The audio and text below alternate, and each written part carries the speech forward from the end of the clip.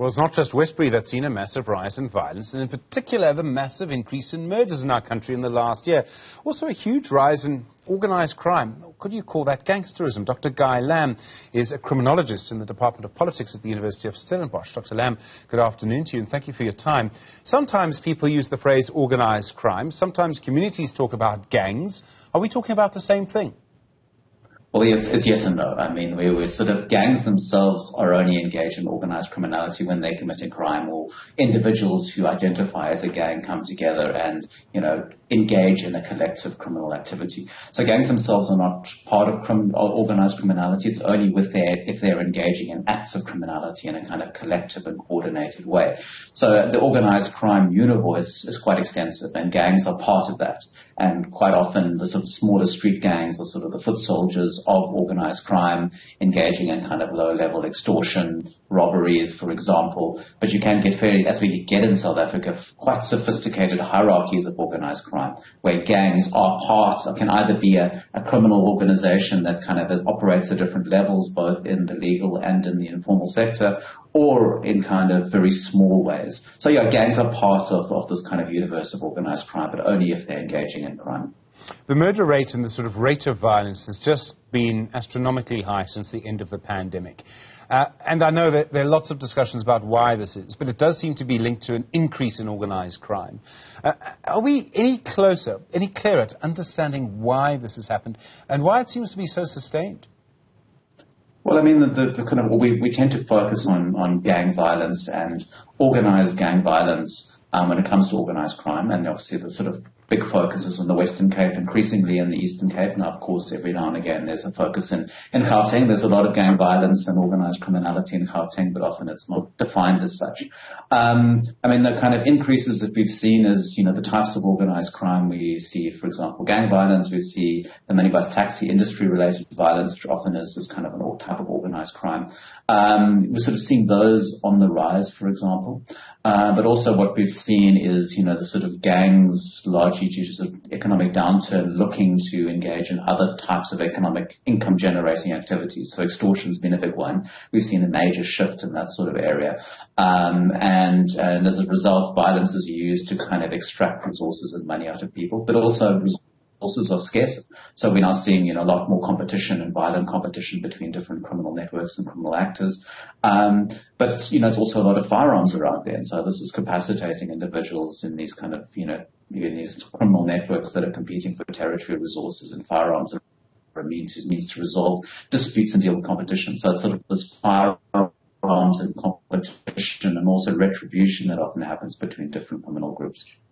There's also a dynamic. I mean, some members of communities tell us that there seems to now be a closer relationship between these gangs and formal structures of society. So, for example, sometimes politicians, maybe even police officers.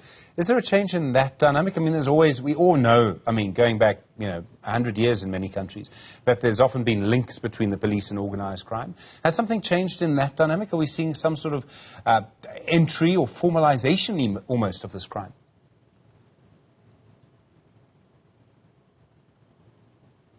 Well, it varies. It really depends on the area. So certainly within certain parts where, gangs, there's been a lot more focus on trying to understand gangs, has been in the Western Cape and in the city of Cape Town.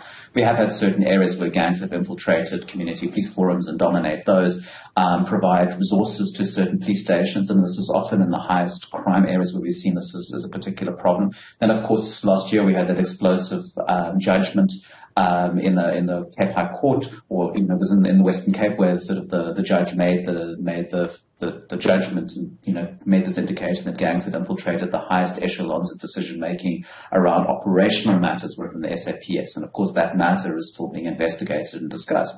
So we are seeing organized criminality involved, and we just need to go back to the late Jackie Celebe and his involvement with Glenn Agliotti and other kind of organized criminal networks there. So it's been an ongoing problem. We've seen senior SAPS officials, even at provincial commissioner level, being kind of dismissed and suspended because of links with organized crime. So it is an ongoing issue. It kind of ebbs and flows, but I think we're certainly now seeing there's a lot of incentive for organized criminals and organised criminal leaders to try and subvert the police, to try and prevent investigations from happening and disrupting the things that they're doing. And we're especially seeing this around Eskom, for example, and other state-owned enterprises. We saw what happened over the last weekend in Wesbury. 11 separate incidents, 2 people dead.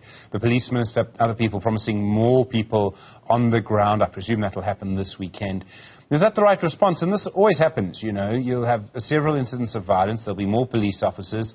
And then eventually it sort of calms down. The officers go away until it happens again. Yeah, certainly Westbury, this is nothing new. There's been a few times where the ministers had to go. If we just go back to 2018, the minister was there, high levels of inter-gang violence. You saw the tactical response team, the Amabarete, being deployed. And the sort of response of the police, it's sort of their playbook on these issues is when the sort of violence is elevated, you tend to go with lots of visibility, you saturate the area, and that tends to stabilize the situation.